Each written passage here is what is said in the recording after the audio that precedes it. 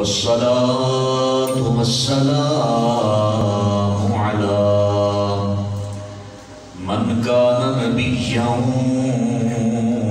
وآدم بين الماء والطين وعلى آله وأصحابه أجمعين. أما بعد فأعوذ بالله من الشيطان الرجيم. بسم الله الرحمن الرحيم. ورفعنا لك ذكرك إن الله وملائكته يصلون على النبي يا أيها الذين آمنوا صلوا عليه وسلموا تسليما. اللهم صل على سيدنا ومولانا محمد وعلى آله وأصحابه أجمعين. الصلاة والسلام عليك يا سيدي يا رسول الله وعلى آلك وأصحابك يا سيدي يا حبيب الله. الصلاة والسلام عليك يا سيدي يا رحمة للعالمين وعلى آلك وأصحابك يا سيدي یا خاتم النبیین. ہو نہ یہ پھول تو ہو نہ یہ پھول تو بلبل کا ترنم بھی نہ ہو، چمن دہر میں کلیوں کا تبسم بھی نہ ہو. ہونا یہ ساتھی تو پھر میں بھی نہ ہو، خم بھی نہ ہو، بزم توحید بھی دنیا میں نہ ہو، تم بھی نہ ہو. خیمہ افلاک کا ایستادہ اسی نام سے ہے اور نبض ہستی تپش آمادہ اسی نام سے ہے. چشم اقوام یہ نظارہ ابد تک دیکھے، ورفعنا شان رفعنا لگا ذکرک دیکھے. گرامی قدر حضرات، اللہ وحدہ لا شریک کی حمد و ثنا اور حضور تاجدار انبیاء خاتم الانبیاء حضرت محمد مصطفیٰ صلی اللہ تعالی علیہ وسلم کی بارگاہ بکسبنا میں ہدیہ درود و سلام عرض کرنے کے بعد جو آیہ مقدسہ آپ کی خدمت میں تلاوت کی ہے، قرآن مجید فرقان حمید کی بہت ہی مشہور معروف آیہ ہے. آل اسلام کے بچے اس آیہ مقدسہ سے واقف ہیں کہ اللہ وحدہ لا شریک نے اپنے محبوب کے ذکر کی بلندی کو یوں بیان فرمایا، وَرَفَعْنَا لَكَ ذِكْرَكَ، اے میرے محبوب ہم نے آپ کی خاطر آپ کے ذکر کو بلند کر دیا. سبحان اللہ. اس ذکر کی بلندی سے کیا مراد ہے؟ اس کا ایک معنی میں کل منہالہ کے پروگرام میں بیان کر چکا ہوں. ایک معنی اور جو مفسرین کرام نے اس کا ذکر فرمایا ہے وہ یہ ہے کہ اللہ رب ذوالجلال یہ بتلانا چاہتا ہے کہ اے میرے محبوب وَرَفَعْنَا لَكَ ذِكْرَكَ، کیا مطلب؟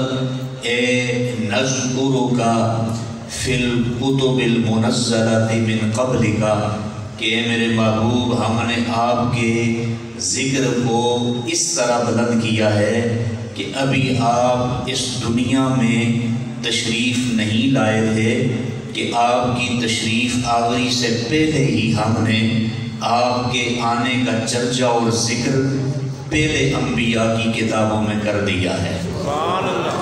ابھی آپ اس دنیا میں نبوت کا تاج سر پہ سجا کے، ختم نبوت کا تاج سر پہ سجا کے ابھی اس دنیا میں تشریف نہیں لائے تھے کہ ہم نے آپ کے ذکر کے چرچے اور آپ کے ذکر کی شہرت پہلی آسمانی کتابوں میں وہ شہرت ہم نے سجا لی، چاہے جو بھی نبی ہو اور نبی کا جو بھی امتی ہو آپ کے ذکر سے لطف اندوز بھی ہوتا رہا اور آپ کے ذکر سے برکتیں بھی حاصل کرتا رہا۔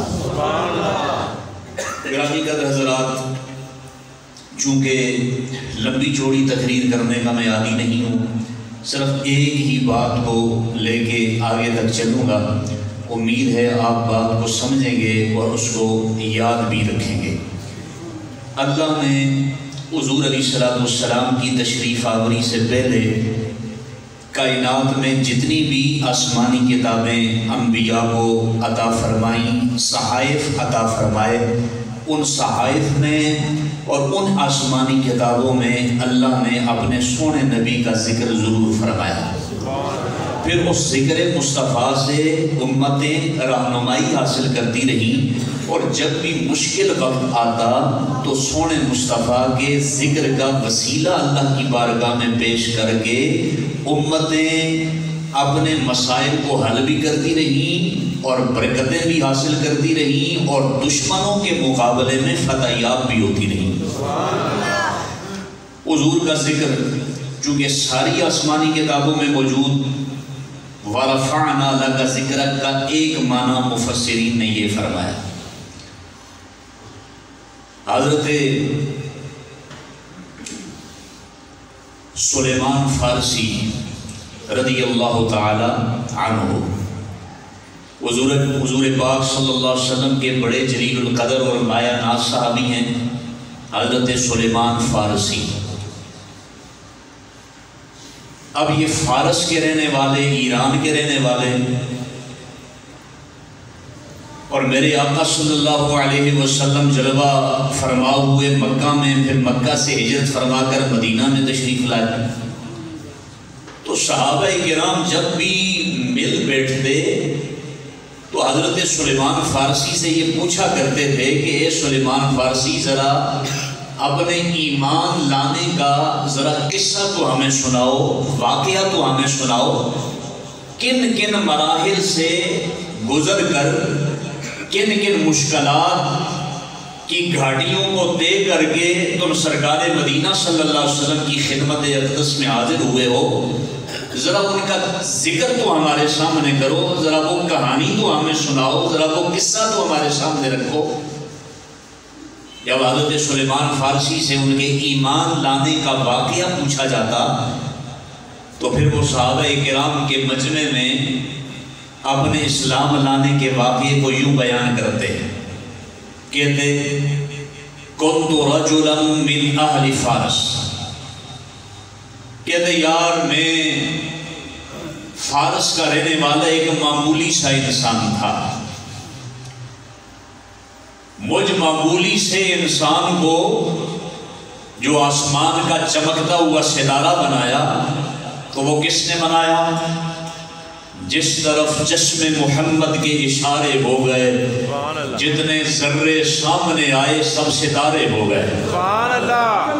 مجھ میں میرے محبوب کی نگاہ پڑی، نظر پڑی تو میرے محبوب کی نظر نے مجھے ستارہ بنایا، لیکن میں اپنے محبوب کی نظروں کے سامنے کیسے پہنچا، کیسے آیا؟ کہتے ہیں میں تو فارس کا ایک معمولی سا ادنا سا ایک انسان تھا، ایک لڑک پن کے مراحل سے گزرنے والا ایک لڑکا تھا، نوجوان تھا۔ کہتے ہیں وَكَانَ أَبِي دِهْقَانُ أَرْضِهِ،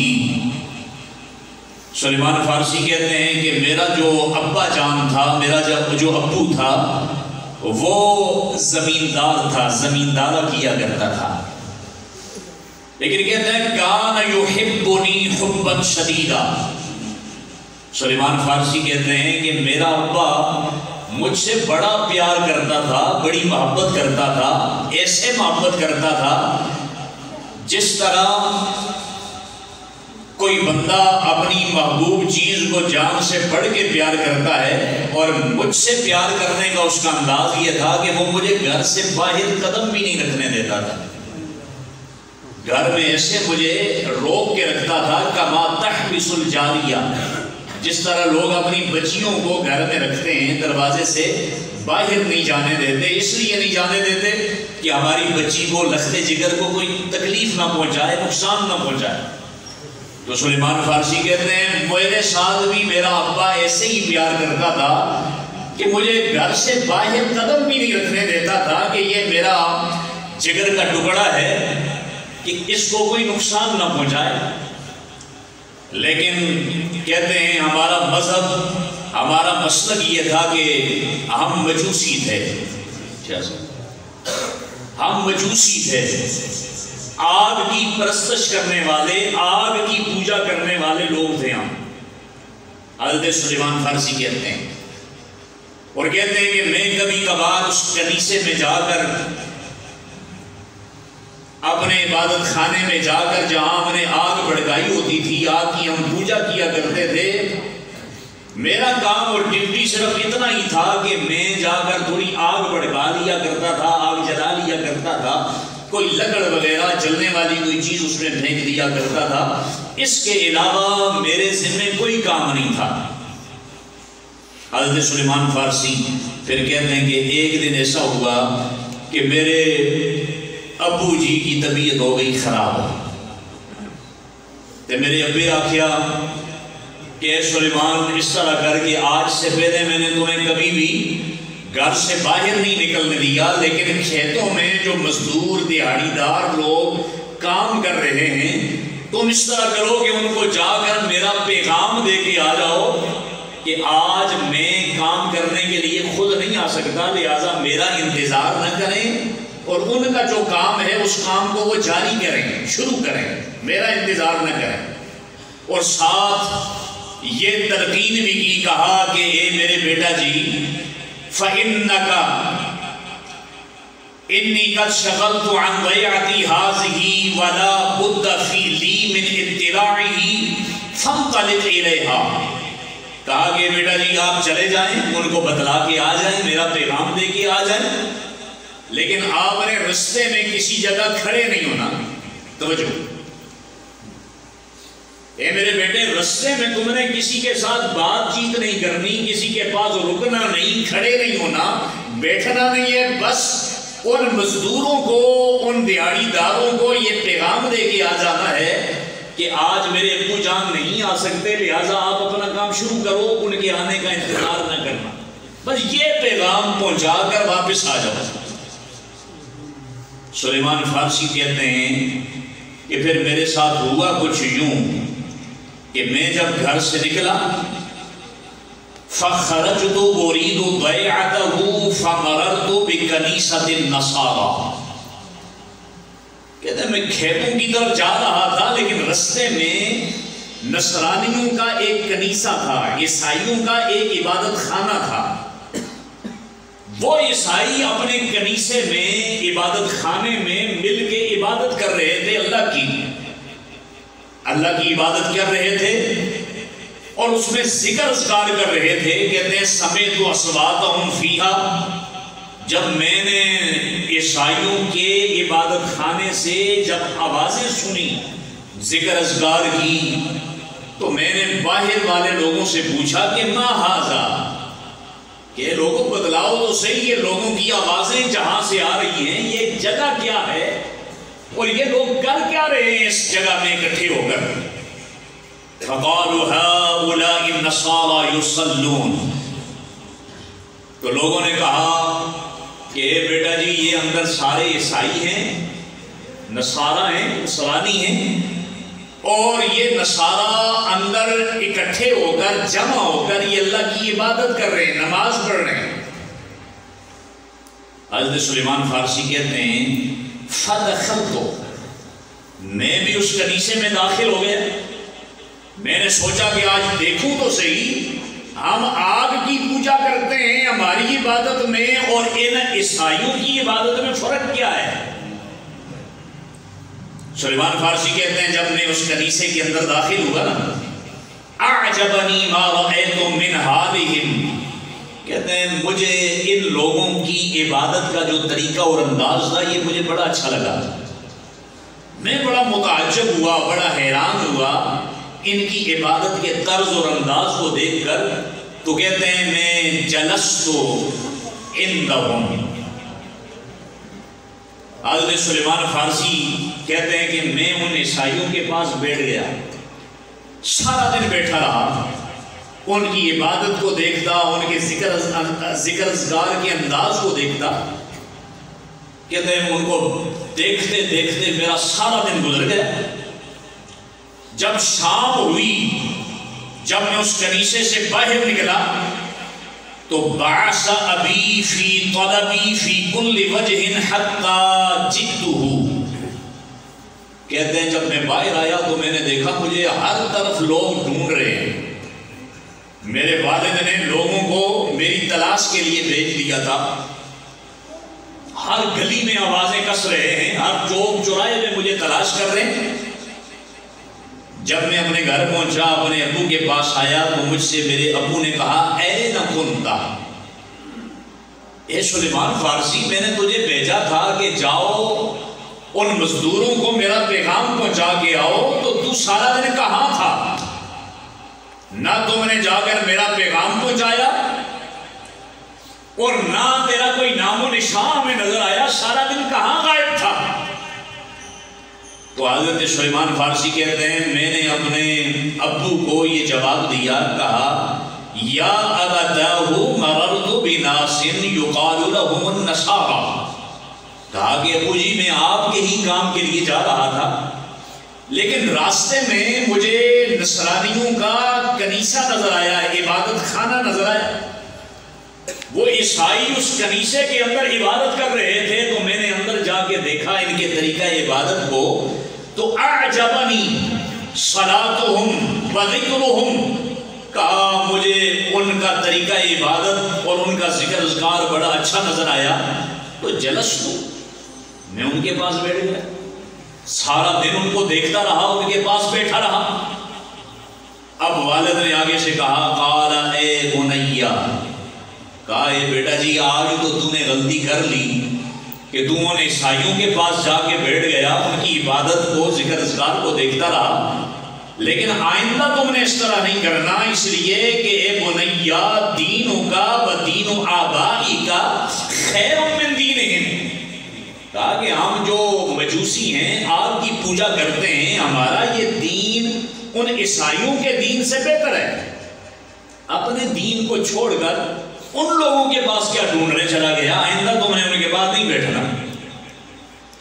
لیکن حضرت سلیمان فارسی کہتے ہیں میں نے اپنے ابو کو جواب دیا قلت لا واللہ، میں نے کہا نہیں نہیں اللہ کی قسم ہے، ہوا بخیر من دینہم، کہا نہیں ابا جی مجھے لگتا ہے کہ ان عیسائیوں کا جو دین ہے وہ ہمارے دین سے بہتر ہے، اور اس کی وجہ یہ ہے کہ ہؤلاء قوم یعبدون اللہ ویدعونہ ویصلون لہ، اس لیے کہ وہ عیسائی کسی آگ کو نہیں پوجتے، وہ چاند سورج ستاروں کو نہیں پوجتے، وہ تو اللہ کو پوجتے ہیں، اللہ کی عبادت کرتے ہیں۔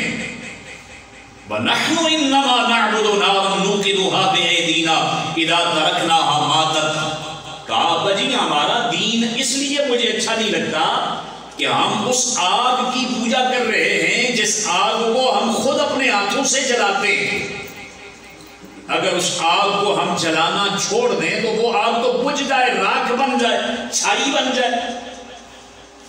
اس لیے میرے ابا جی مجھے لگتا ہے کہ ہم جس چیز کی عبادت کر رہے ہیں ہم غلط ہیں، ان کا دین بہتر ہے۔ جب والد نے سلیمان فارسی اپنے بیٹے کی اس بات کو سنا نا تو پھر کیا ہوا، خوفنی، میرے والد کو خوف اور خطرہ لاحق ہو گیا کہ کہیں یہ میرا بیٹا باغی نہ ہو جائے، ہمارے دین کو چھوڑ کے چلا نہ جائے۔ اس نے پھر یہ کیا فَجَعَلَ فِي رِجْلِي حَدِيدًا وَحَبَسَنِي فِي بَيْتٍ عِنْدَهُ، کہتے ہیں میرے ابے نے میرے پاؤں میں زنجیریں ڈال دی، بیڑیاں ڈال دی، زنجیروں اور بیڑیوں سے مجھے جکڑ لیا، باندھ دیا، وَحَبَسَنِي فِي بَيْتٍ عِنْدَهُ، اور ایک کمرے میں میرے والد نے مجھے بند کر دیا، قید کر لیا۔ کہا کہ میں تمہیں یہاں نہ تو یہاں سے باہر نکلنے دوں گا اور نہ ہی ان بیڑیوں کو کھولوں گا جب تک کہ تو راہ راست پہ نہ آ جائے، جب تک تو دوبارہ ہمارے اپنے دین کو صحیح نہ سمجھنے لگ جائے۔ جڑا حق ہوتا ہے نا، حق انہوں جتنا دباؤ نا وہ اتنا ہی اوپر کے آنا ہے۔ جو اچھی چیز ہوتی ہے نا، اچھی چیز، اس کو جب آپ دباتے ہیں وہ اتنے ہی پرزور طریقے سے ابھرتی ہے، اور صرف ابھرتی نہیں ہے بلکہ دوسرے لوگوں کے لیے فائدہ مند ثابت ہوتی ہے اور پھلدار بنتی ہے۔ یہ تھی دیکھتے نا جس ٹائم اسی رائی کرنے ہاں کھیتوں میں جب ہل چلاتے ہیں تو بیج پھینکتے ہیں، گندم کے بیج پھینکتے ہیں، مکئی کے بیج پھینکتے ہیں، ہم اپنی طرف سے اس دانے کو مٹی میں دباتے ہیں، لیکن جی اصلی شے ہوتی ہے نا، اصلی تے نسلی شے، وہی بیج کیا ہوتا ہے، وہ پھوٹ کے باہر آ جاتا ہے پودے کی صورت میں، پھر وہ بڑا ہوتا ہے۔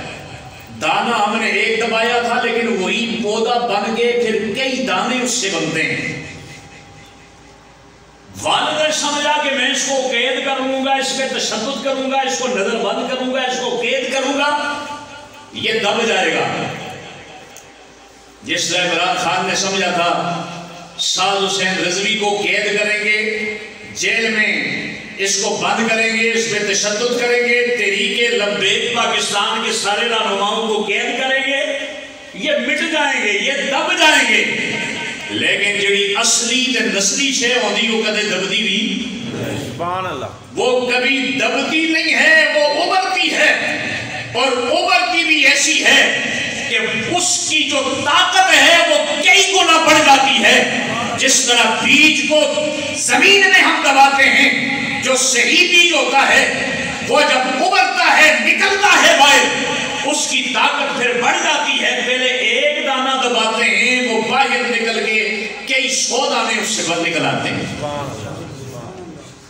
باپ نے سمجھا یار اس کو میں جگڑوں گا، بند کروں گا تو کیا ہوگا، دب جائے گا، میرا بیٹا ڈر جائے گا، پیچھے ہٹائے گا، لیکن جیسا اللہ رکھے اسے۔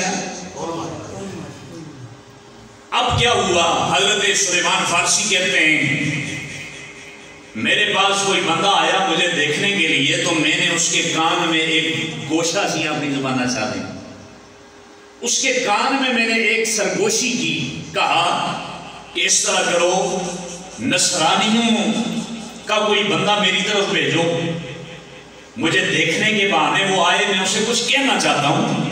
تو نصرانیوں کا ایک بندہ جب حضرت سلیمان فارسی کو ملنے آیا، دیکھنے آیا، تو اس نے کہا کہ اس طرح کرو، مجھے یہ بتاؤ، اَيْنَ أَصِلُ هَذَا الدِّينَ الَّذِي أَرَاكُمْ عَلَيْهِ، کہا کہ میں تمہارے دین سے بڑا متاثر ہوا ہوں، تم عیسائیوں کا دین مجھے بڑا اچھا لگا ہے، اب میں تمہارے دین کو سیکھنا چاہتا ہوں، اپنانا چاہتا ہوں، مجھے یہ بتلاؤ کہ تمہارے دین کی مکمل تعلیمات مجھے کہاں سے ملے گی؟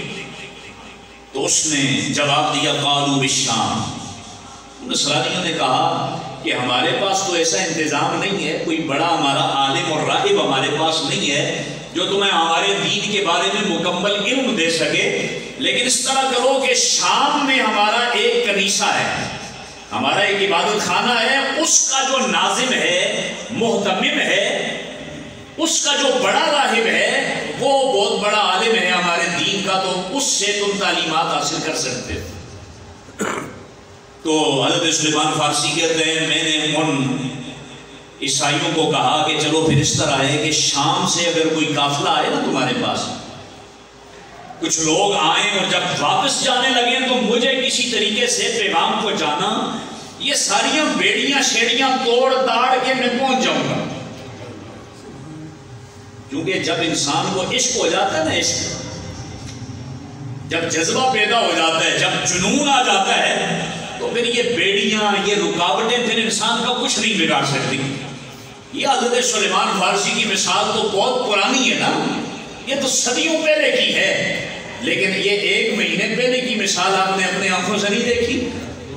جب تحریک لبیک کے کارکن نکلے تو اس یتیم حکومت نے کہیں کنٹینر رکھے، کہیں خندقیں کھودی، اور کنٹینر بھی ایک دوسرے کے ساتھ ویلڈ کیے، کہیں دیواریں انہوں نے بنائی کہ ان کو روک دیا جائے گا، لیکن عشق اپنے فیصلے کرنے میں خود بڑا دلیر ہوتا ہے۔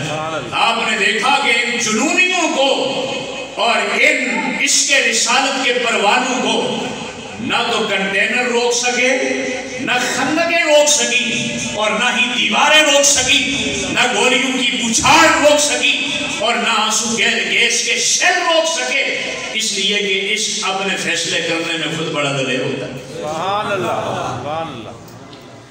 سلیمان فارسی کہتے ہیں جب مجھے پیغام ملا کہ شام سے ایک قافلہ آیا ہے اور وہ اب واپسی جانے کی تیاری میں ہے، تو سلیمان فارسی نے وہ ساریاں بیڑیاں، وہ لوہے کی زنجیریں توڑی، گھر کا دروازہ توڑا، اور توڑ تاڑ کے اس قافلے میں شریک ہو کر شام کی طرف سفر شروع کر دی۔ کہتے ہیں جب میں شام میں پہنچا تو میں نے دیکھا وہاں جو ان کا بڑا راہب تھا، عالم تھا، جئتہ، میں اس کے پاس گیا اور میں نے کہا انی احببت ان اکون معک فی کنیستک، میں نے جا کر کہا کہ جناب میں آپ کی خدمت میں رہنا چاہتا ہوں اور آپ کی خدمت میں رہ کر دین حاصل کرنا چاہتا ہوں، آپ کا عیسائی مذہب سیکھنا چاہتا ہوں، آپ اپنی خدمت اور اس طالب علمی کے لیے مجھے آپ قبول فرمائیں، مجھے اپنے پاس رکھ لیں۔ تو اس راہب نے رکھ لیا۔ کہتے ہیں میں اس سے علم حاصل کرتا رہا، لیکن اس کے جو معاملات تھے نا، وہ معاملات مجھے اچھے نہ لگے۔ لوگ اس کو نذرانے آگے دیتے کہ ان نذرانوں کے ذریعے تم غریبوں کی مدد کرنا، کنیسے پہ خرچ کرنا، جو تمہارے پاس طلباء ہیں ان پہ لگانا، لیکن یہ جو راہب تھا یہ اپنی تجوریاں بھرتا، 7 بڑے بڑے گڑھے، بڑے بڑے مٹکے، مشکیزیں اس نے سونے اور چاندی اور ہیرے جواہرات کے بھر رکھے تھے۔ حضرت سلیمان فارسی کہتے ہیں جب یہ راہب مرا نا تو لوگ اس کو بڑا اکرام دینے لگے، اس لیے کہ کھپلے کرتا تھا۔ لوگ اس کو پیسے دیتے تھے کہ تم نے اس کنیسے پہ لگانے ہیں، تم نے طالب علموں پہ لگانے ہیں، تو یہ اپنی تجوریاں بھرتا تھا۔ لوگوں نے کہا چلو لاؤ پھر دلیل دو۔ حضرت سلیمان فارسی کہتے ہیں میں نے ان کو دلیل دی، اخرجت لهم 7 قلال مملوءۃ ذهبا وورقا، میں نے 7 بڑے بڑے ڈول چھپائے ہوئے باہر نکالے جو سونے اور چاندی سے بھرے ہوئے تھے۔ میں نے کہا یہ وہ ڈول ہیں، یہ وہ سونا اور چاندی ہے جو تم طلباء پر لگانے کے لیے دیا کرتے تھے، لیکن یہ چھپا چھپا کے ان ڈولوں میں جمع کرتا ہے۔ لوگوں نے کہا اچھا مارے تے بڑا بڑا غدار سی، اسی اس کا اتنا اعتبار کر دے رہے ہیں، لیکن یہ اتنا بڑا غدار آیا کہ وہ پیسہ جڑا مدرسے دے لانا چاہیے آیا یہ اپنے ڈولا میں جمع کر دے۔ لوگوں نے پھر کیا کیا، کہتے ہیں فَصَلَبُوهُ عَلَى خَشَبَةٍ وَرَمُوهُ بِالْحِجَارَةِ، لوگوں نے اس کی لاش کو سولی پہ لٹکایا اور سب نے اس کی لاش کو، لٹکتی ہوئی لاش کو پتھر مارنے شروع کر دیا، اس کو اتنا ذلیل کیا۔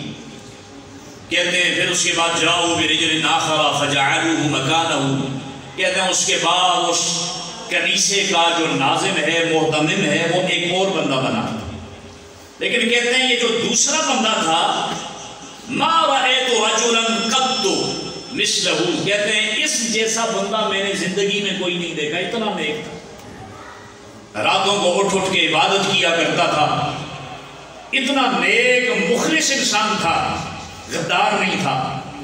کہتے ہیں میں نے اس راہب سے، اس عالم سے بڑا کچھ سیکھا، لیکن ایک دن جب میں نے دیکھا کہ یہ جو راہب تھا، کنیسے کا عالم تھا، جب اس پہ موت کے آثار مجھے نظر آئے، میں نے یہ سمجھا کہ اب مرنے کا وقت اس کے قریب آ چکا ہے، تو میں نے اس سے کہا فَقُلْتُ يَا فُلَانُ قَدْ حَضَرَكَ مَا تَرَى مِنْ أَمْرِ اللَّهِ، میں نے کہا اللہ کا حکم آ چکا ہے، مجھے لگتا ہے کہ اب مرنے کا ٹائم آپ کا قریب ہے، لیکن آپ مجھ پہ یہ مہربانی کریں کہ مجھے پہلے ہی بتا دیں کہ آپ کے مرنے کے بعد میں کس عالم کے پاس جاؤں، میں کہاں جاؤں جہاں جا کر میں اپنی تعلیم کو مکمل کر سکوں۔ اس شام کے اس راہب نے کہا کہ جب میں مر جاؤں تو اس طرح کرنا کہ ما اعلم الا رجلا بالموصل، کہنے لگا کہ میرے مرنے کے بعد تم یہاں شام میں نہ رہنا، اس شام شہر میں تمہیں کوئی عالم نظر نہیں آئے گا، کوئی نہیں ملے گا، تم اس طرح کرنا کہ میرے مرنے کے بعد موصل شہر میں چلے جانا، موصل شہر میں جب جاؤ گے وہاں تمہیں ایک عالم ملے گا، اس کی بارگاہ میں جا کر علم حاصل کرنا۔ حضرت سلیمان فارسی کہتے ہیں جب یہ راہب مر گیا، شام والا راہب مر گیا، اس کے مرنے کے بعد میں موصل شہر میں چلا گیا، وہاں جب میں پہنچا بڑا راہب تھا، کنیسے کا معتمم ناظم تھا، میں نے اس کی بارگاہ میں جا کے درخواست کی تو اس نے مجھے اپنے پاس رکھ لیا اور مجھے دین سکھانے لگا، علم سکھانے لگا، لیکن کہتے ہیں جب یہ موصل شہر کا جو بڑا عالم تھا جب یہ مرنے لگا تو میں نے اس سے پوچھا، کہا کہ اے استاد جی مجھے یہ بتائیں اب آپ پر موت کا وقت قریب آ چکا ہے تو آپ کے فوت ہونے کے بعد میں کہاں جاؤں، کس سے جا کے علم حاصل کروں، کس کو اپنا استاد بناؤں؟ تو اس نے کہا کہ اس طرح کرنا جب میں مر جاؤں تو ما اعلم احدا علی مثل ما نحن علیہ الا رجلا بالعبوریۃ من ارض الروم، تو اس نے کہا بیٹا پھر ادھر موصل شہر میں نہ رکنا، میرے مرنے کے بعد چلے جانا عموریہ جگہ پہ، عموریہ جگہ پہ جب جاؤ گے تو وہاں تمہیں ایک بہت بڑا عالم ملے گا، اس سے جا کے اکتساب علم کرنا۔ سلیمان فارسی کہتے ہیں جب موصل شہر کا عالم اور راہب مر گیا تو میں وہاں سے نکلا اور عموریہ نامی جگہ پہ پہنچا، میں نے وہاں دیکھا ایک بہت بڑا عالم تھا، اس کی خدمت میں حاضر ہوا، اس سے علم حاصل کرتا رہا، لیکن جب کافی عرصے کے بعد اس بندے پہ موت کا وقت قریب آیا تو میں نے اس سے یہ کہا کہ مجھے آپ کوئی وصیت کر کے جائیں، نصیحت کر کے جائیں کہ آپ کے مرنے کے بعد میں کس کے پاس جاؤں۔ یہاں سے آگے جو بات ہے یہ توجہ طلب ہے، گھر سے بھاگے کہاں پہنچے؟ شام میں، شام کا جو استاد ہے جب مر گیا تو وہاں سے نکلے کہاں پہنچے؟ موصل شہر میں، موصل شہر کا استاد جب مر گیا تو پھر وہاں سے نکلے پہنچے نصیبین میں، نصیبین جگہ کا استاد جب مر گیا تو وہاں سے نکلے عموریہ نامی جگہ پہ۔ اس استاد پر جب موت کا وقت قریب آیا تو حضرت سلیمان فارسی نے کہا کہ اے استاد جی اب مجھے بتائیں کہ میں آپ کے مرنے کے بعد کہاں جاؤں؟ تو حضرت سلیمان فارسی کے استاد نے آگے سے یہ جواب دیا، کہا اے بنی واللہ ما اعلم بقی احد علی مثل ما کن علیہ آمرک ان تأتیہ، کہا بیٹا جی میرے مرنے کے بعد میری نظر میں اس پوری دنیا میں کوئی اور عالم نہیں رہا جو تمہارے اس علم کے تسلسل کو آگے چلا سکے اور تجھے عالم بنا سکے اور تجھے پورے وثوق کے ساتھ معلومات دے سکے۔ توجہ میری طرف، اس لیے بیٹا جی اس طرح کر کہ جب میں مر جاؤں تو استاد تلاش کرنے کی بجائے اس طرح کرنا یہاں سے تم چلے جانا مکہ مکرمہ۔ یہاں سے ذرا آپ ہوش کے ناخن لیں، ذرا جاگ کے بیٹھیں۔ کہا بیٹا جی اب کسی اور استاذ کو تلاش نہ کرنا بلکہ اس طرح کرنا کہ بیٹا جی ہم نے آسمانی کتابوں میں پڑھ رکھا ہے کہ ایک نبی آئے گا، نبی آخر الزمان محمد الرسول اللہ، سبحان اللہ، اس نبی کے آنے کا وقت قریب ہو چکا ہے. میں تمہیں 4 نشانیاں بتلاتا ہوں اس نبی کی. اب استاد تلاش نہ کر, اب اس نبی کو تلاش کر. جس بندے میں 4 نشانیاں تمہیں نظر آئیں گی وہ اللہ کا نبی ہوگا, وہ نبی آخر الزمان ہوگا. بس اس کے دامن سے لپٹ جانا, وہی تمہاری آخری منزل ہوگی. کہا استاد جی پھر مجھے بتائیں, کیونکہ وَرَفَعْنَا لَكَ ذِكْرَكَ کا معنی ایک مفسرین نے لکھا ہے کہ اللہ نے اپنے محبوب کے ذکر کو بےایمانہ بلند کیا ہے کہ ابھی میرے آقا دنیا میں آئے نہیں تھے, تشریف نہیں لائے تھے, لیکن اللہ نے محبوب کے ذکر اور آپ کے چرچوں کو اور آپ کی نشانیوں کو اور آپ کے آمد کے ذکر کو پہلی آسمانی کتابوں میں سجا دیا تھا. اس استاد نے کہا بیٹا جی 4 نشانیاں.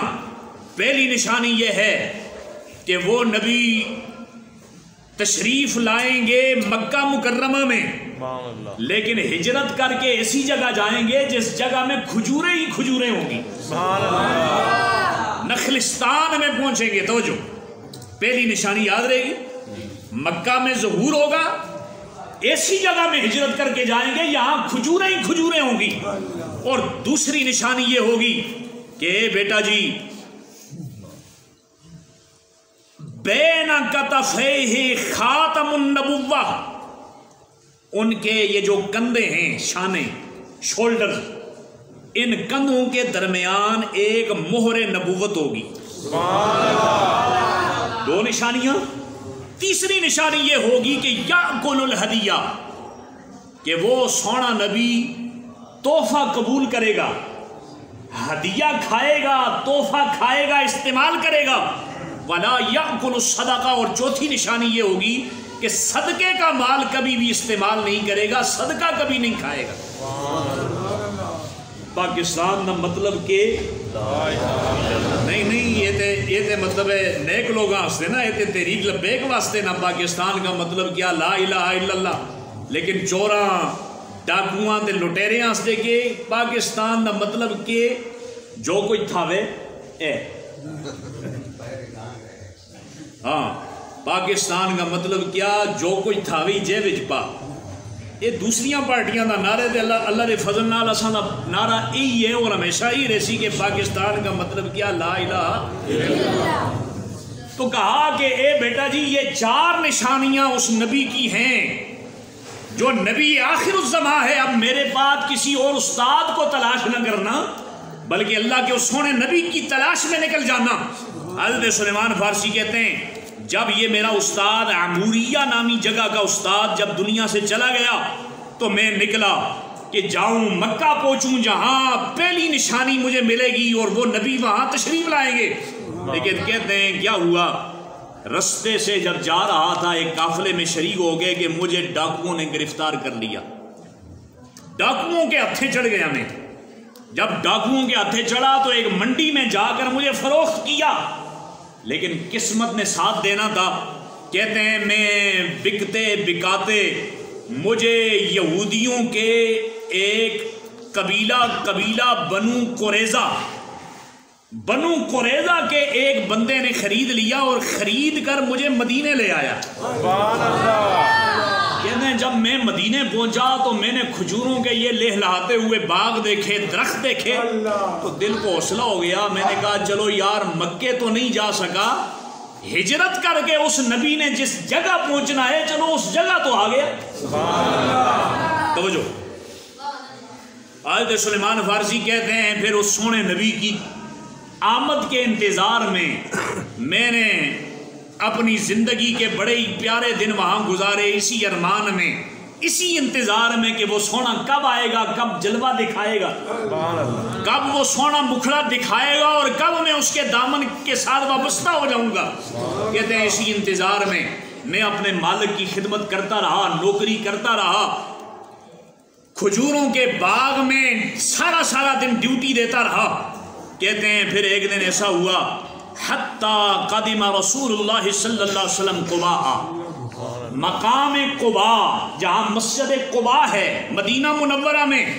کہتے ہیں مسجد قباء نامی اس جگہ پر, قباء نامی جگہ پر حضور علیہ الصلوۃ والسلام ایک دن جب ہجرت فرما کر تشریف لائے تو کہتے ہیں جی کہ مدینہ منورہ کے اندر شور و غل بپا ہو گیا. شور و غل بپا ہو گیا. کیسا شور و غل؟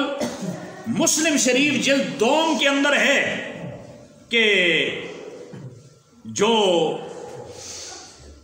مرد تھے، بوڑھے مرد اور خواتین، یہ سارے کے سارے مدینہ منورہ میں اپنے گھر کی چھتوں پہ چڑھ گئے. وَتَفَرَّقَ الْغِلْمَانُ وَالْخَدَمُ فِي الطُّرُقِ، اور جو چھوٹی بچیاں تھیں اور جو نوجوان تھے، جو بچے تھے، وہ مدینہ منورہ کی گلیوں میں یوں بکھر گئے. جلوس کی ایک صورت اختیار کر لی. ینادون یا محمد یا رسول اللہ. یہ ساروں نے مدینہ کے مسلمانوں نے جلوس نکالا، اور جلوس نکال کے گلی محلوں میں اور اپنی چھتوں پہ چڑھ کے ایک ہی نعرے لگا رہے تھے، ینادون یا محمد یا رسول اللہ، یا محمد یا رسول اللہ کے نعرے گونج رہے تھے مدینہ کی سرزمین پہ. نعرہ تکبیر، نعرہ رسالت، نعرہ حیدری، نعرہ غوثیہ. توجہ بھائی توجہ. سلیمان فارسی کہتے ہیں جب میں نے یہ شور و غل سنا نا تو میرے کان کھڑے ہو گئے، اور میں اس تجسس میں لگا کہ کوئی آئے اور مجھے آ کے بتلائے کہ یہ کیا شور و غل ہے، کون مدینے میں آیا ہے کہ آج مدینے کی رت ہی بدل گئی ہے اور فضائی مہک اٹھی ہے.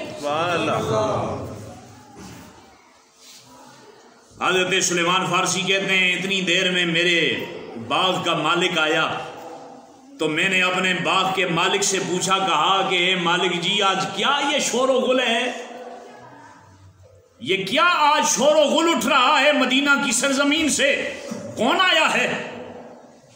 تو مالک نے کہا کہ یار یہ مدینے دے لوگ پاگل ہو گئے نا. ایک بندے مسافر ہے جڑا آئے مکہ تو چل کے مدینے تے سارے مدینے والے پاگل ہو گئے کہ عورتاں تے کہ مرد تے کہ بچے تے کہ بڈھے سب نے دوڑے لگا دیے، گھروں سے نکل گئے، کچھ چھتوں پہ چڑھ گئے، اس کے نعرے لگا رہے ہیں، اس کے نام لے رہے ہیں، اور سارے قباء کی جگہ پہ اکٹھے ہو گئے. سلیمان فارسی نے پوچھا کہ مالک جی یہ بندہ ہے کون؟ اکھا یار اے او بندے جڑا آخنے کہ میں اللہ دا نبی ہوں. سلیمان فارسی کہتے ہیں کہ میرے جسم پہ نا کپاہٹ طاری ہو گئی.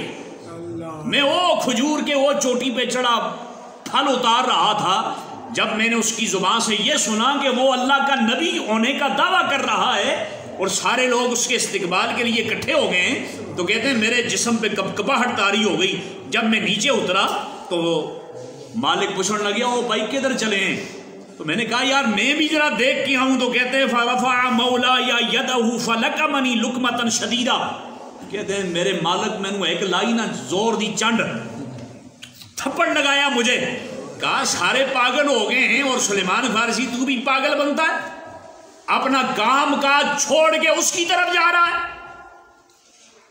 دوبارہ میں گل کراں گا، عشق اپنے فیصلے کرنے میں خود بڑا دلیر ہوتا ہے.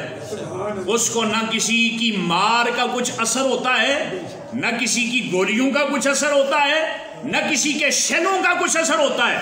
کہتے ہیں جی میں نے اس سے تھپڑ کی کوئی پرواہ نہیں ہوئی، میں بھی دوڑ لگا دی. کہتے ہیں جب میں قباء کے قریب پہنچا تو مجھے ایک خاتون ملی. فلقیت امرأة من اہل بلادی فسألتها فاذا اہل بیتها قد اسلموا. میں نے اس عورت سے پوچھا، کہا یار یہ جو مہمان آیا ہے یہ مہمان کہاں ہے؟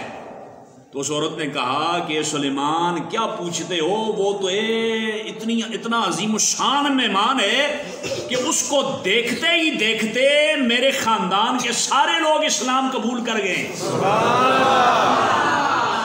اس کو دیکھنے کی دیر تھی کہ میرے گھر کے سارے افراد، میرے خاندان کے سارے لوگ اس کے ہاتھ میں ہاتھ دے کر اسلام قبول کر چکے ہیں، اس کے دیوانے اور پروانے بن چکے ہیں. سلیمان فارسی کہتے ہیں میری ایک نشانی جو میرے استاد نے مجھے بتلائی تھی، وہ راہب اور عالم، اموریہ کا راہب اور عالم جس نے پہلی نشانی بتلائی تھی، آئے گا مکہ میں لیکن ہجرت کر کے کہاں پہنچے گا؟ مدینہ میں. کہتے ہیں پہلی نشانی تو پوری ہو چکی تھی لیکن اب 3 نشانیاں دیکھنی ابھی باقی تھیں. کہا جب میں وہاں پہنچا لیکن میں نے ساتھ ہی اپنی جھولی میں اپنے دامن میں کچھ کھجوریں لے لی تھی. کہتے ہیں میں اپنی جھولی میں کھجوراں لے کے جدوں اتنے پہنچیا نا تے میں آکھے وقد کان عندی شیء من الصدقہ فرأیتکم احق من بهذه البلاد به فہا ہوا ذا فکل منہ. کہتے ہیں میں جڑے حضور دی بارگاہ وچ پہنچیا تے میں آکھے تسی مسافر ہو تے تواڈے نال اے 2 بھائی اور بھی ہیں. کون کون سن؟ حضرت مولا صدیق اکبر تے حضرت عامر بن فہیرہ. سبحان اللہ. اے تواڈے نال 2 سنگی اور بھی ہیں تے تسی ایتھے آئے ہو مہمان تے میرا دل کرنا ہے کہ ایک کھجوراں میں تانوں پیش کراں تے تانوں کھلاواں تہاڈی مہمان نوازی میں کراں. لیکن نال ہی چونکہ نا اپنی نشانی پوری کرنی آئی نا تے نال ہی آکھیا کہ اے جڑیاں کھجوراں ہیں نا کھجوراں بڑی زبان سمجھ آنی نے اے جڑیاں کھجوراں نا اے کھجوراں صدقے دی ہیں. اے کوئی میں منوت منگی آئی تے میں کوئی صدقہ منیا آیا تے اے صدقے دیاں کھجوراں اے تسی کھا لو. تے کہنے جی حضور علیہ الصلوۃ والسلام نے ہاتھ آگے بڑھایا ہوا تھا لیکن کیا کیا امسک رسول اللہ یدہ. حضور علیہ الصلوۃ والسلام نے فوراً ہاتھ اپنا پیچھے کھچ لیا. وقال لاصحابہ کلوا ولم یاکل. لیکن حضور اپنے سنگیاں نو صحابہ نو آکھیا تسی کھاؤ لیکن حضور خود نہ کھا دیاں. سلیمان فارسی دا سینہ اور چوڑا ہو گیا کہ چلو 2 نشانیاں ہو گیاں کہ ذرا بولو نا پٹھانا نالوں نسوار دے نہ رکھنے ہونے نہیں ٹہندی سبحان اللہ آخر نال تو بولنا. اگنے جی 2 نشانیاں ہو گیاں میریاں پوریاں. ایک کہ مکے وچ آئیں تے ہجرت کر کے مدینے پہنچ گئے اور دوسری نشانی یہ کہ جب میں نے صدقے کی کھجوریں پیش کی ہیں تو صدقہ آپ نے نہیں کھایا. اب پیچھے 2 نشانیاں باقی تھیں. ایک یہ کہ ہدیہ قبول کریں گے اور چوتھی نشانی یہ کہ آپ کے مہر نبوت ہوگی. کہتے ہیں پھر ایک دن مدینہ منورہ میں ایک بندہ فوت ہو گیا. حضور علیہ الصلوۃ والسلام وہاں پر نہیں. پھر ایک دن میں حضور علیہ الصلوۃ والسلام کی بارگاہ میں پہنچا تو میں پھر اپنی جھولی میں کھجوریں ڈال کر اپنی جھولی کھجوروں سے بھر کر حضور کی بارگاہ میں پہنچا. تو میں نے کہا کہ آپ چونکہ مہمان ہیں کافی دنوں سے یہاں ہیں تو آپ اس طرح کریں کہ یہ کھجوریں میں آپ کے لیے باغ سے تازہ توڑ کے لایا ہوں لیکن یہ آج صدقے کی نہیں ہے یہ ہدیہ ہے یہ تحفہ ہے. کہتے ہیں جب میں نے یہ کہا کہ یہ ہدیہ اور تحفہ ہے تو حضور علیہ الصلوۃ والسلام نے وَأَكَلَ أَصْحَابُهُ حضور علیہ الصلوۃ والسلام نے خود بھی وہ کھجوریں تناول فرمائیں اور صحابہ کرام کو بھی کھلائیں. تیسری نشانی بھی کیا ہو گئی؟ اب ایک نشانی رہتی تھی لیکن اس نشانیاں ویکھنا ذرا مشکل آیا. کیوں کہ مور ایسی جگہ پہ ہے جہاں پہ کیا ہوتی ہے چادر ہوتی ہے کرتا ہوتا ہے چادر ہوتی ہے وہ نشانی ڈکی چھپی ہوتی ہے. اب سلیمان فارسی کا دل تو گواہی دے چکا تھا لیکن چونکہ استاد کی بتلائی ہوئی چوتھی نشانی دیکھنی اس کو جانچنا اس کو دیکھنا ضروری تھا. کہتے ہیں ایک دن جب مدینہ منورہ کے شہر میں ایک بندہ فوت ہو گیا تو جئت رسول اللہ صلی اللہ علیہ وسلم وہو یتبع الجنازہ وعلیہ شملتان. حضور علیہ الصلوۃ والسلام جنازے میں شریک آئے نا تے 2 چادر آئیاں ایک تے بند آئی تے دوسری چادر حضور علیہ الصلوۃ والسلام نے اپنے اوتے اس طرح اوڑی ہوئی سی.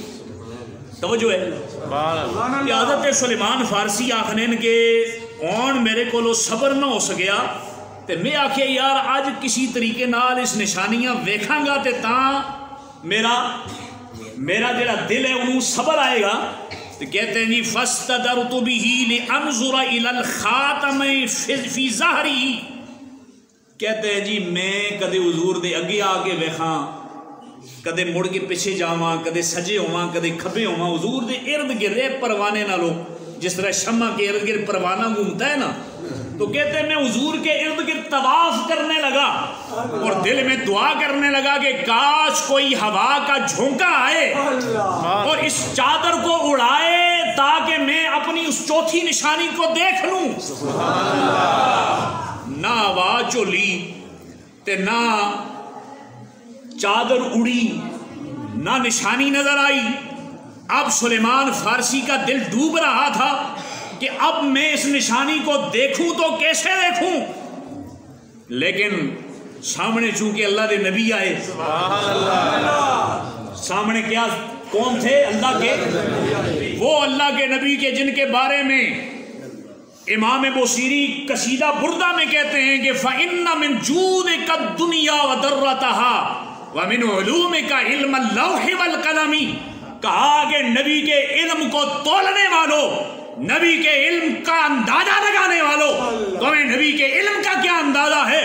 جو علم لوح پر محفوظ ہو چکا ہے, جو لوح محفوظ میں ہے, جو علم قلم کو رب نے دیا ہے, یہ علم تو نبی کے علم کے برابری میں تھوڑا ذرہ ہے, تھوڑی سی شے ہے.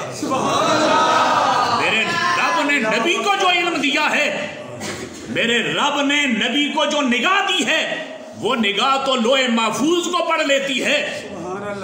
سلیمان فارسی کا دل تو یہ سامنے آنکھوں کے سامنے تھا نا.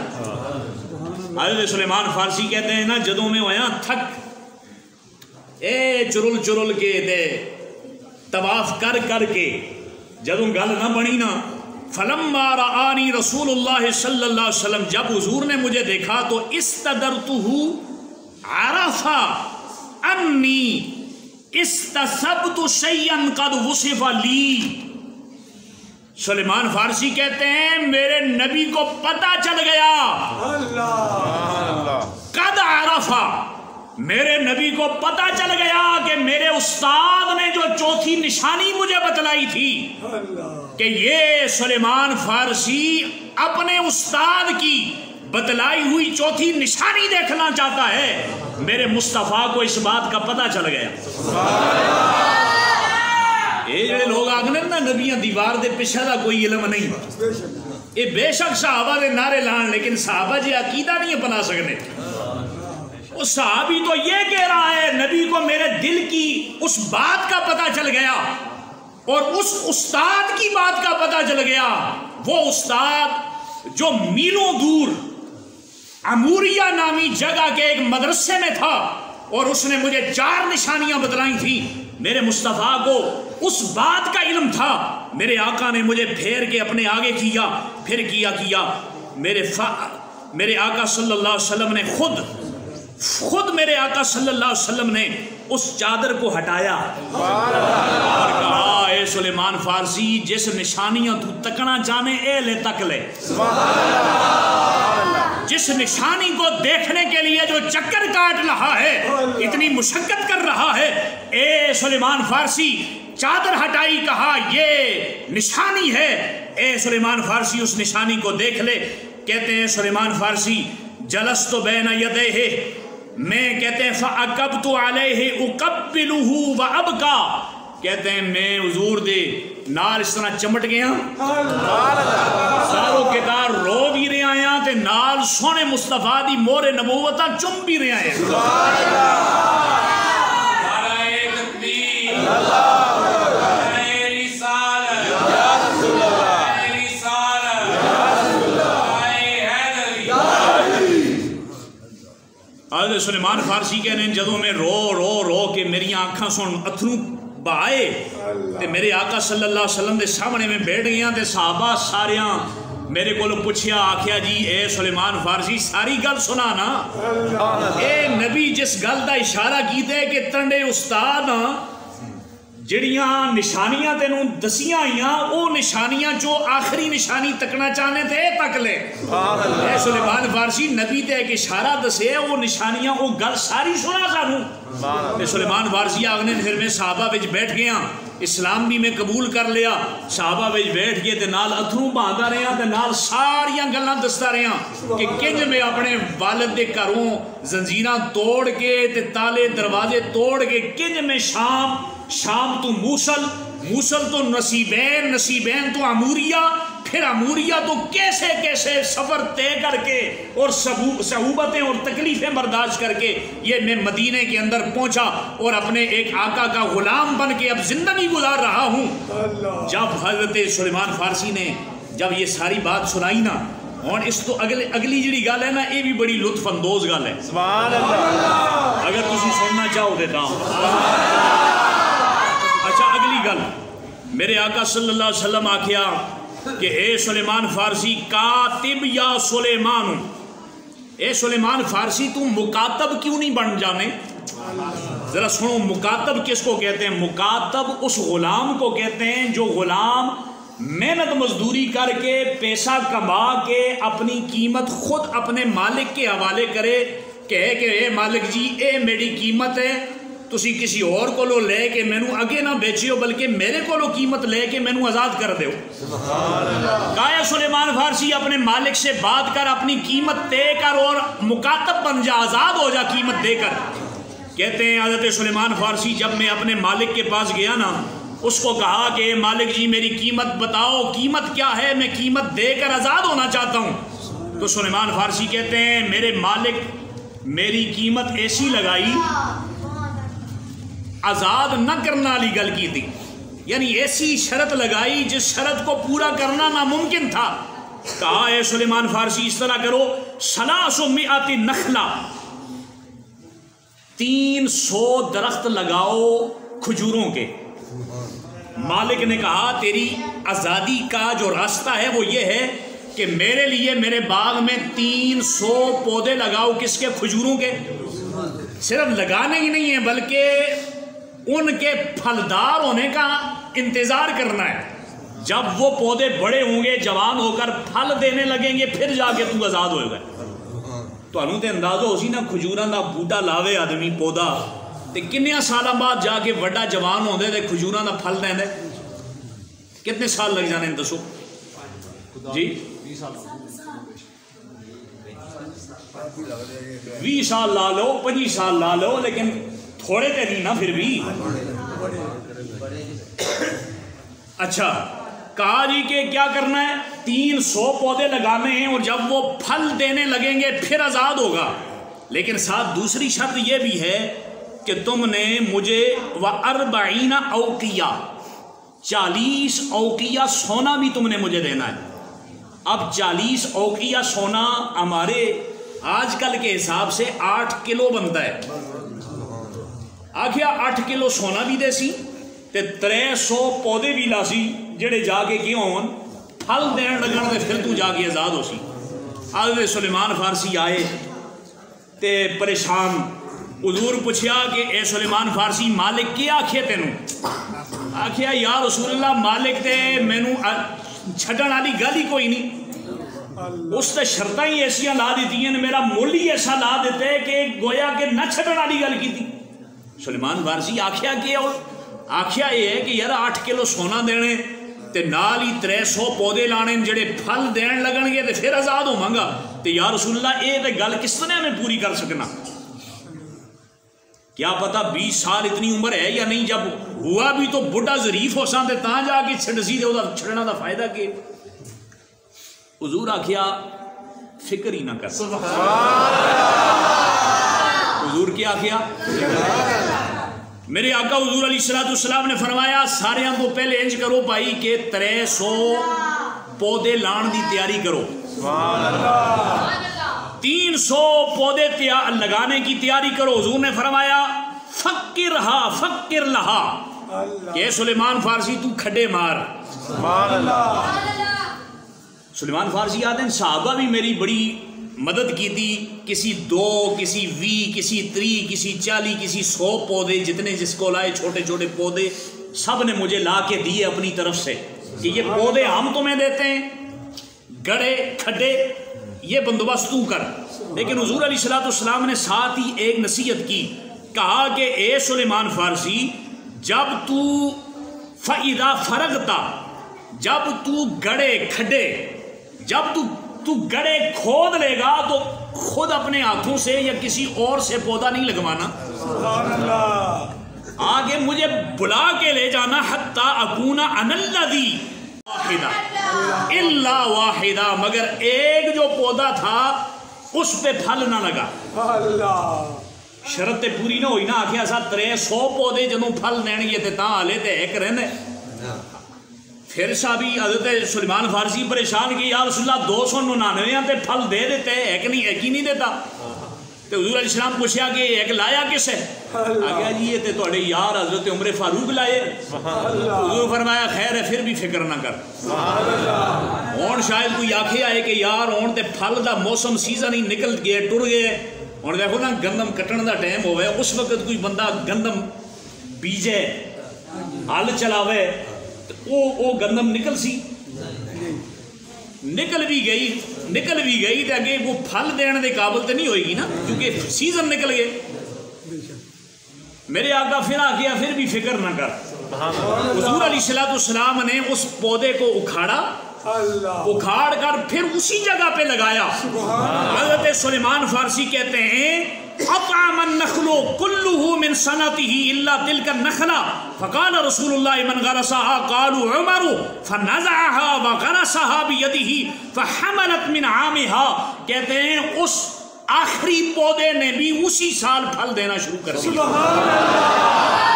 اس مالک دی پہلی شرط پوری ہو گئی بھائی 300 پودے لگ بھی گئے تے پھل بھی دین لگے ایک سال دے اندر. اب دوسری شرط یہ تھی کہ 8 کلو سونا بھی دینے. اب غربت کا دور تھا 8 کلو سونا کہاں سے آئے؟ توجہ. کہتے ہیں جی کہ نبی کریم صلی اللہ علیہ وسلم کے ایک صحابی کو ایک کبوتر کے انڈے جتنی سونے کی ایک ڈلی کہیں سے مل گئی. سبحان اللہ. میں عبارت پڑھ کے تو انہوں سنانا. کبوتر کے انڈے جتنی ایک سونے کی ڈلی کسی صحابی رسول کو مل گئی. رجل من بعد المعادن بمثل بیضۃ الحمامۃ من ذهب. سونے کی ایک چھوٹی سی ڈلی. کبوتر دا انڈا تسی رکھنے رہندے ہو یا مایوں رکھنا ہوتا ہے کہ کبوتری دا انڈا کتنا جے ہوتا ہے؟ چھوٹا جے ہوتا ہے. یہ جڑا چھوٹا جہا کبوتر دا انڈا کتنا وزن ہو سی اتنا سونا ہوئے تھوڑے اندازے چھٹاکی ہونے 1/2 کلو لا لو یار. خیر ہے کہڑا تو تھوڑے کو لے کے جانے میں 1/2 کلو لا لو. وہ بندے آئے نا 2 بیٹھے ہوئے 3 سنگی بیٹھے ہوئے تے کی آگے یار آج حلوہ نہ پکائیے. اس آئے یار ٹھیک ہے پکا لینے ہاں. آپ تھوڑا جا نہیں پکانے یار آج بڑی دیکھ پکاواں گے. آقا ٹھیک ہے کتنی سوجی لے کے آؤ گے؟ آقا جی میں کوئی 20 کلو سوجی لے آنا. ہاں جی تو چینی لے آ کتنی لے آویں گے؟ ہاں جی چلو 20 کلو میں چینی بھی لے آنا. تیسری کو پوچھا تو کیوں لے آ کنا لے آئے گا؟ ہاں جی پاویں میرے کو 2 من منگوا لو کہڑے ایسا پکانی ہے گل ہی کرنی ہے نا. گل یہ ہے کہ کبوتری کا انڈا 1 کلو کا لگا لو 1/2 کلو کا لگا لو. اتنا چھوٹا سا کبوتری کے انڈے جتنا سونے کا ایک ڈلا ایک ڈلی چھوٹی سی روڑی ملی ایک بندے کو تو وہ اٹھا کے لے آیا حضور کی بارگاہ میں. کہا کہ اے اللہ کے رسول یہ سونے کی ڈلی یہ ہو سکتا ہے سلیمان فارسی دا کم ادھے نال چل جاوے. حضور علیہ السلام فرمایا خذ هذه یا سلیمان فأدها مما علیک. کہا اے سلیمان فارسی یہ سونا لینا تے ادھے جو اپنا مول اپنی قیمت اپنے مالک کو دے دو اتار لو اپنا مول. سبحان اللہ. سلیمان فارسی نے کہا فقلت یا رسول اللہ اے نہ تقو هذه مما علی. کہا اے اللہ کے رسول 8 کلو سونے یہ چھوٹی جی ڈلی جو 8 کلو سونا کنج کٹا میں ادا نہیں ہونا. پھر کیا ہویا؟ حضور علیہ السلام نے مالک کونین ہیں گو پاس کچھ لیکن 2 جہاں کی نعمتیں ہیں ان کے خالی. میرے آقا حضور علیہ السلام نے کیا کیا؟ حضور علیہ السلام نے فَقَلَّبَهَا عَلَى لِسَانِهِ اپنی زبان پہ پھیرا اس کو. وہ چھوٹی جی روڑی سونے دی اپنی کیا کیتا زبان تے انہوں پھیریا. تے پھر میرے آقا حضور علیہ السلام نے فرمایا کہا کہ اے سلیمان فارسی یہ جو اب ڈلی ہے سونے کی اگر تو اس کا وزن کرے لو وضع احد فی کفت ووضعت فی اخرى. کہا اگر ترازو کے ایک پلڑے میں تو اس ڈلی کو رکھ اور دوسرے پلڑے میں احد پہاڑ کو بھی رکھ لے پھر بھی وزن اسی کا زیادہ ہوگا. پھر بھی وزن اس پہاڑ کا نہیں اس ڈلی کا زیادہ ہوگا. حضرت سلیمان فارسی آدن میں چلا گیا سنیارے کول تے سنیارے ہمیں آکھے یہ رہے اس ڈلی چو 8 کلو سونا کنی کر. او سنیارہ بھی عجیب ذرا حیران تے ہوئے اسی ڈلی انی جی ہے تے چو میں کنج کرنا 8 کلو. لیکن جلے ترازو تے رکھے ہوئے گا تے ترازو کنڈا ہو دا لے ہی نہیں ہوئے گا اتنا وزن. تو حضرت سلیمان فارسی کہتے ہیں جب میں اس سنیارے کے پاس گیا اس نے اس ڈلی سے 8 کلو سونا جب نکالا ادیتھا الیہم وبقی عندی مثل ما آتیتہم. 8 کلو سونا ایک ڈلی سے نکالنے کے باوجود بھی ڈلی ایسی لگ رہی تھی جیسے اس میں سے کچھ کٹیا ہی نہیں ہے. یہ میرے آقا دیے چھانے نے. اور جڑا بندہ یہ آکھے لا الہ الا اللہ اللہ سے کچھ نہ ہون دا یقین تے اللہ تو سب کچھ ہون دا یقین تے مخلوق تو کچھ نہ ہون دا یقین تو انہوں اے آکھے اور پیچھے وہ دی نیت اور مراد یہ ہوئے کہ لوگاں دے دلان نبیاں تے ولیاں دی محبت کٹاں.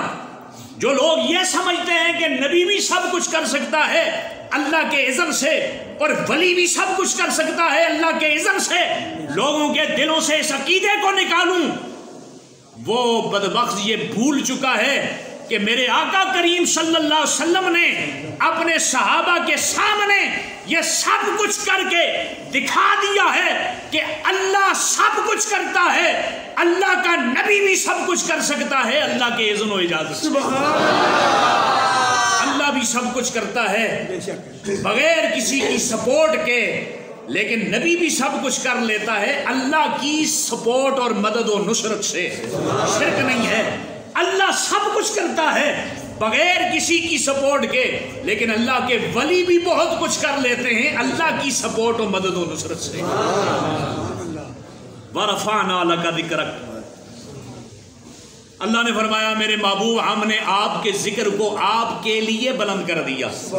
اس کا ایک معنی مفسرین نے یہ لکھا کہ ذکر مصطفیٰ کو بلند کیا بئی معنی کہ اللہ نے حضور کی آمد سے پہلے ساری آسمانی کتابوں کو حضور کے ذکر سے سجا دیا. یہ اسی ذکر مصطفیٰ کا رزلٹ تھا, صدقہ تھا, برکت تھی کہ میرے آقا صلی اللہ علیہ وسلم کی نشانیاں پہلی آسمانی کتابوں میں موجود تھیں, جن کو پڑھ کر جن کو سن کر حضرت سلیمان فارسی کہاں سے چلے اور کہاں پہنچے, اور ان نشانیوں کو میرے مصطفیٰ کی ذات میں دیکھ کر وہ میرے آقا کے دامن سے وابستہ ہو گئے اور میرے آقا حضور علیہ الصلوۃ والسلام کے جان نثار صحابہ میں شریک ہو گئے. اللہ رب ذوالجلال ہمیں بھی حضور علیہ الصلوۃ والسلام کی غلامی میں جینے کی اور حضور ہی کی غلامی میں مرنے کی ہمیں توفیق عطا فرمائے. وآخر دعوانا ان الحمدللہ رب العالمین. مصطفیٰ